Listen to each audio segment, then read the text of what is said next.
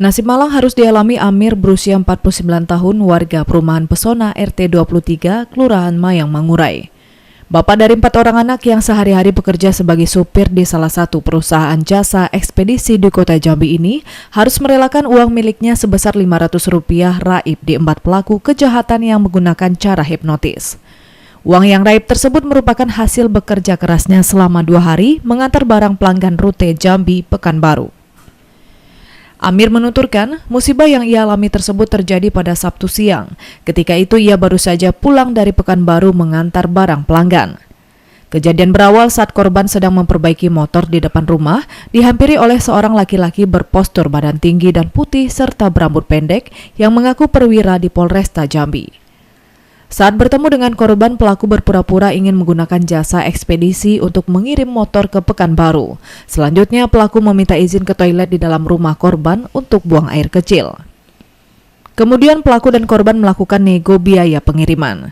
Setelah sepakat dengan biaya pengiriman yang ditawarkan, pelaku yang menggunakan motor metik jenis Yamaha Mio warna hitam bernomor polisi BH5141FA tiba-tiba ingin menukar uang Rp100.000 dengan pecahan 2 lembar uang Rp50.000 milik korban.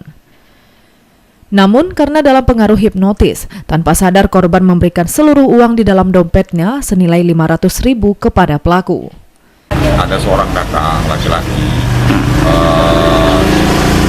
badannya kekar lah gitu, datang bertanya sama saya mau kirim kendaraan. Jadi saya bilang bisa untuk kirim ke Pekanbaru, alamatnya di Polresta Pekanbaru. Jadi saya bilang bisa. Jadi dia mau tanya harga, saya pas sudah saya sebutkan harganya, dia bilang oke. Ya gitu. Setelah bilang oke tuh dia langsung minta izin ke kamar mandi, saya izinkan. Setelah dia keluar dari kamar mandi, dia bilang sama saya, dia mau tukar uang Rp100.000, pecahan 52. Saya bilang ada.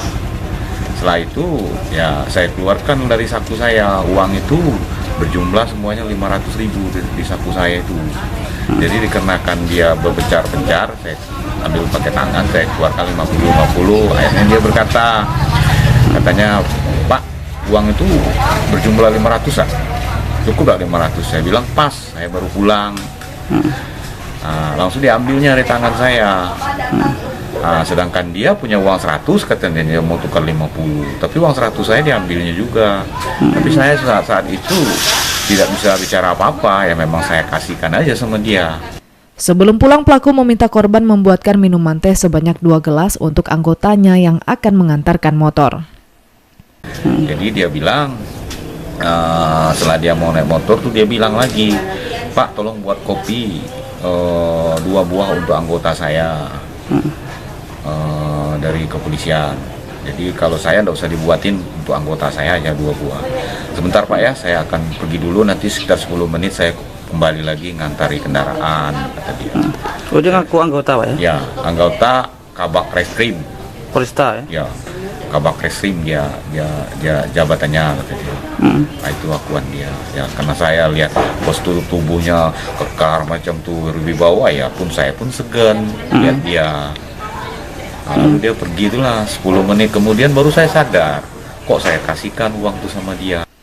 Meski kehilangan uang hasil keringat hasil jerih payahnya, namun korban tidak melaporkan hal tersebut kepada pihak kepolisian. Korban mengaku ikhlas dan berharap pelaku nantinya mendapatkan ganjaran setimpal atas perbuatannya. Eko Wijaya, JEK TV melaporkan.